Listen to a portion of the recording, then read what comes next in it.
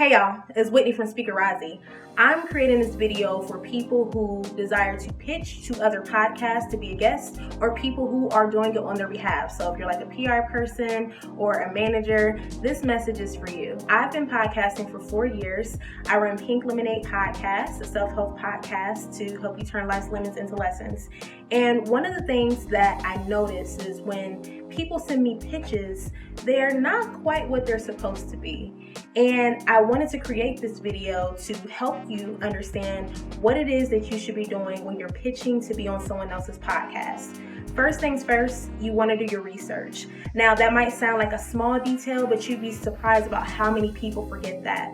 I receive pitches from people where when I look at the pitch, I know that they've never listened to the podcast or they really haven't done their due diligence to understand what the podcast is about. It's very important that when you're pitching yourself to be on a podcast, make sure you listen to it to make sure that the synergy is aligned, because you want to make sure that you're providing value to that person's audience, and you want to make sure that you're relevant, because the more relevance that you're able to provide, the more likely that host will want you to be on the show.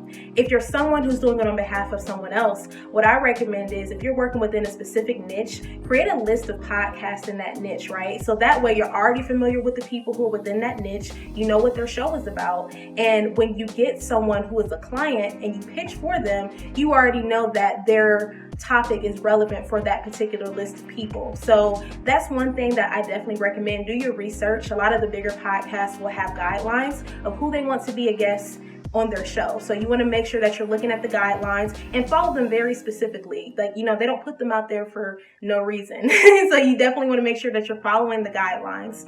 The second thing that I think is most important is, outside of doing your research, really make sure that your pitch explains how you or how the person that you are pitching for is going to provide value to that audience.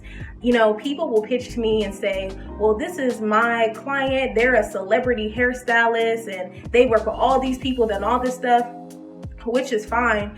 But if you're not directly saying the buy-in, like how this ties to the audience, like what the audience is going to take away from that person's story or what it is that they're doing, for me, I'm not interested. And I'm coming from a place where, when I first started in my career in just the whole digital space, I used to work in a newsroom right out of college. So I would go to work at 3 o'clock in the morning, open up my email, and we would literally have hundreds of pitches from people all over the city who wanted to get over the news. And although the news is different from podcasting, the process is still the same. If you don't have a pitch that gets straight to the point and shows the relevance of why you need to be on that particular show, people trash it. They don't look at it. Sometimes people don't respond. So it's very important that you understand how you are articulating the relevance that you are going to bring to the show. And finally, the last tip that I have for you guys is to make sure that you're accessible. Make sure that people can find you.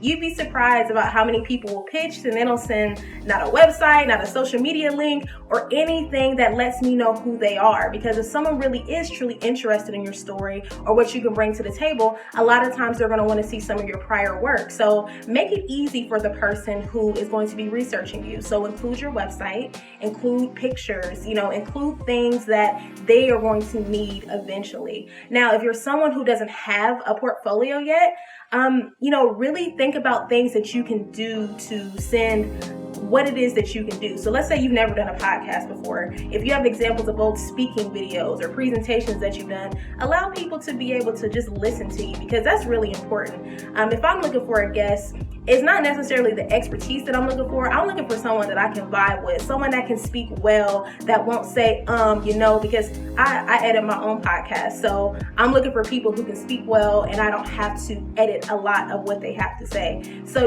keep those things in mind. Make sure that you're media ready. If you're doing any kind of pitch, regardless of if it's a podcast or to a different publication, make sure that you have your things in line to make it very easy for that person to say yes to your pitch. I hope these tips helped you guys. This is something that I've been wanting to do for a while, because again, I receive all kinds of pitches from people asking to be on my podcast, and those are some of the mistakes that I see. They don't do their research. They don't make themselves accessible to you. And ultimately, they don't really tell me why they want to be on the podcast, except that they just want to be on the podcast. For me, it's all about the listener. I want my listeners to have an experience, and I want to make sure that they leave with something. So definitely keep those things in mind as you are planning to pitch to your next podcast. So thank you guys for listening. Once again, my name is Whitney Barkley. I am the owner of Speakerazzi. And at Speakerazzi, we provide content marketing for speakers, authors, and coaches. If you want to learn more, visit me at www.speakerazzi.com. Peace.